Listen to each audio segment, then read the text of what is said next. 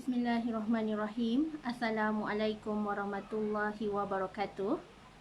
Selamat Hari Rabu kepada semua rakan serta follower di page FTR Bidadari Solution. Okey, apa khabar anda semua hari ini? Didoakan semuanya dalam keadaan sihat walafiat, sentiasa baik-baik sahaja, stay at home. InsyaAllah banyak hikmah yang Allah berikan bila kita berada di fasa PKP, bila kita stay at home, quarantine time. InsyaAllah quarantine time is a Quran time. InsyaAllah kita dekatkan diri kita dengan Allah Subhanahu Wa Taala. Okey, hari ini merupakan perkongsian ilmu daripada Solehah hari yang ke-9 pada tahun 2021 ni. Alhamdulillah. Okey, boleh tolong share dan boleh tolong kongsikan laju-laju Solehah punya link FB Live pada petang ini supaya lebih ramai orang yang akan dapat manfaat daripada perkongsian ilmu yang berkat, insya-Allah. Tajuk hari ini adalah berdamailah. Okey, jangan kita bergaduh-gaduh, jangan kita stres-stres. Sebabnya semua tu akan menyekat lagi rezeki kita dan Allah tak suka orang yang selalu bergaduh. Tetapi berdamailah. Berdamailah dan senyumlah walau bagaimanapun ujian yang melanda kita pada saat ini. Serahkan semuanya hanyalah kepada Allah Subhanahu Wa Taala.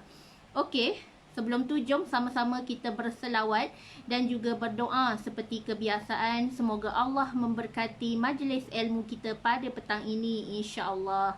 Allahumma salli ala Sayyidina Muhammad wa ala alihi Muhammad. Allahumma salli ala Sayyidina Muhammad wa ala alihi Muhammad. Allahumma salli ala Sayyidina Muhammad wa ala alihi Muhammad. Bismillahirrahmanirrahim. Allahumma aftah alaina hikmataka wa anshur alaina min khazaini rahmatika ya arhamar rahimin. Rabbi syrah li sadri wa yassir li amri wahlul 'uqdatan min lisani yafqahu qawli. Amin ya Allah ya mujib. Okey, waalaikumsalam. Hai Kak Rosmani Zara Zali, thank you menemani live Solehah pada petang ni. Okey, berbalik kepada tajuk kita pada hari ini, berdamailah.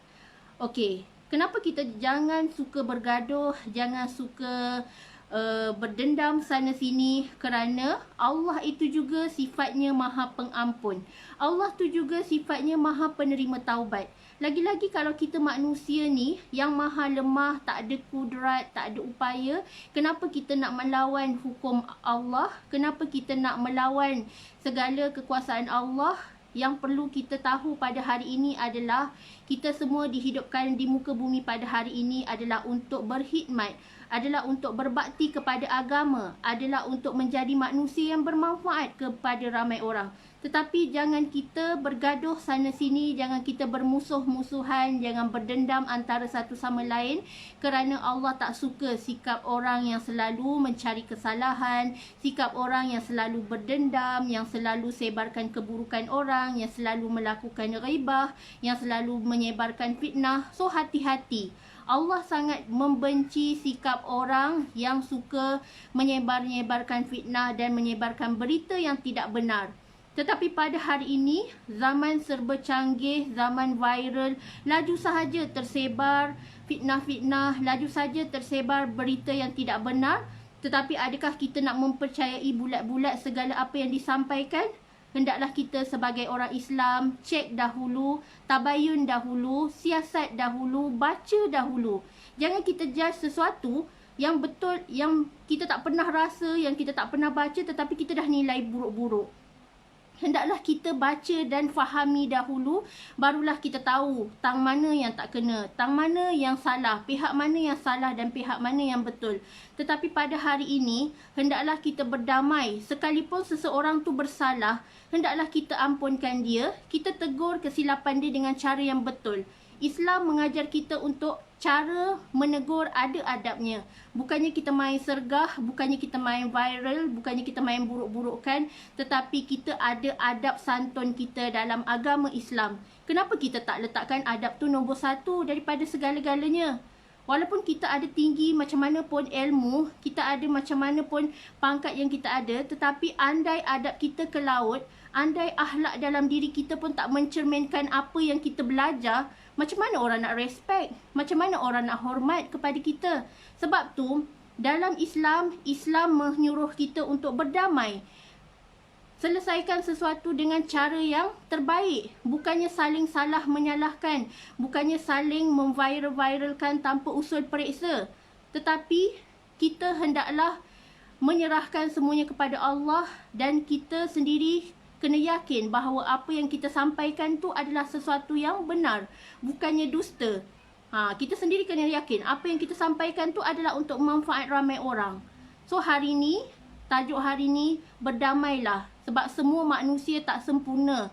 Mungkin kita ada buat silap, mungkin kita ada tersalah yang kita tak sedar. Tetapi kalau nak betulkan, cekkanlah. Cekkan dan betulkan dengan cara yang betul. Bukannya menghentam keromo, bukannya menganjing-anjing, bukannya terus mencari salah kita. Dan terus meletakkan 100% kesalahan pada pihak yang bersalah. Islam tak macam tu. Islam tu agama yang indah. Hendaklah kita berdamai dengan cara yang baik, berbincang, bermusyawarah. Kita serahkannya kepada Allah Subhanahu Wa Taala. Sesungguhnya Allah ni tempat kita bergantung. Sebabnya yang penting adalah apa yang akan Allah tentukan dan Allah tu sendiri yang akan menghakimi. Allah yang berhak judge, bukan manusia. Manusia ni memang kita ni tak lepas dari buat silap. Mana ada manusia yang maksum. Jangan kita anggap diri kita ni tak ada dosa. Jangan kita anggap diri kita layak masuk syurga. Tetapi orang semua lain masuk neraka. Kita sanggup menerakakan orang. Kita sanggup menghukum orang bahawa aku masuk syurga, kau masuk neraka. Tak boleh macam tu. Sebab kita tak tahu pengakhiran kita di akhir nanti macam mana. Adakah kita husnul khatimah ataupun su'ul khatimah? Kita tak tahu pengakhiran kita, kita mati bagaimana, kita mati dalam keadaan apa, tak ada siapa pun yang tahu. Sebab semua tu adalah rahsia daripada Allah Subhanahu Wa Taala. Tetapi pada hari ini, hendaklah kita bersangka baik dengan Allah, hendaklah kita selalu bersyukur. Berada dalam musim-musim macam ni, musim banjir, musim PKP, hendaklah kita sabar dan reda setiap ujian Allah. Jangan kita terus menyalahkan Allah. Allah berikan sesuatu ujian tu sebab Allah nak kita berbalik kepada Allah semula. Allah nak kita turn back to Allah. Allah nak kita dekat dengan Dia. Mungkin pada hari ini kita semakin lalai. Mungkin pada hari ini kita semakin jauh daripada rahmat Allah. Sebab tu Allah turunkan ujian. Sebab Allah rindu dengan kita. Allah nak dengar tangisan kita. Allah rindu nak dengar rintihan taubat kita sepertiga malam. Yang mana dah lama kita tak bangun tahajud. Dah lama kita tak mengerjakan qiyamul lail. Dah lama dah kita tak lakukan amalan-amalan sunat seperti sedekah. So hari ni Allah jadikan sesuatu tu penuh dengan hikmah, penuh dengan pengajaran supaya manusia ni semua dapat keinsafan, dapat ibrah daripada setiap kejadian tu supaya dapat muhasabah diri, menginsafi dan terus memperbaiki diri. Bukannya terus menyalahkan orang, bukannya terus menyalahkan Allah, tetapi kita cek diri kita dahulu. Diri kita yang banyak dosa, diri kita yang banyak khilaf, diri kita ni lah yang kita nak kena perbetulkan. Betulkan sikap kita, betulkan akhlak kita, jadilah contoh kepada orang lain dengan akhlak seperti Rasulullah sallallahu alaihi wasallam. Jangan menghukum orang, jangan berdendam dengan orang, jangan bermusuh-musuhan dan bertelagah dengan orang lain, tetapi bertenanglah. Bertenanglah dan selesaikan dengan cara yang baik. Sesungguhnya Islam tu indah. Andai orang kafir, dia tengok kita selalu bertelagah, orang Melayu, orang Islam ni selalu bertelagah, macam mana dia nak respect kepada agama Islam? Macam mana dia nak tertarik kepada agama Islam untuk masuk Islam? Dia tengok Islam sendiri berpecah belah, Islam sendiri bertelagah antara satu sama lain, bergaduh sana sini. Macam mana kita nak jadi contoh kepada seluruh alam ini? Macam mana kita nak jadi contoh kepada kaum-kaum lain? Yang mana Islam ni sangat-sangat indah. Islam ni mementingkan silaturahim. Islam ni mementingkan hubungan antara kita sesama manusia. Cakap yang baik-baik. Cakap penuh sopan santun. Jaga percakapan kita. Tunjukkan akhlak dan budi adab kita yang sangat terbaik, insya-Allah. So hari ni jangan berhenti berdoa. Kita kena meminta keampunan kepada Allah sepenuh hati kita. Sebab diri kita penuh dengan dosa. Berdamailah dengan Allah Subhanahu Wa Taala. Segera melakukan solat taubat. Segera mendekatkan diri kita dengan Allah, betulkan solat kita, betulkan amalan kita setiap hari, mana-mana yang lompong, zikrullah kita, mengaji kita, ayat Al-Quran kita bagaimana? Adakah kita dah culas? Adakah kita dah semakin jauh daripada Allah? Dah lama dah tak buka Al-Quran? Dah lama dah tak berzikir, tak berselawat? So, jom mari kita sama-sama perbetulkan diri kita, jauhkan diri kita daripada segala maksiat dan dosa, tetapi dekatkan dan rapatkanlah hati kita dengan Allah Subhanahu Wa Taala.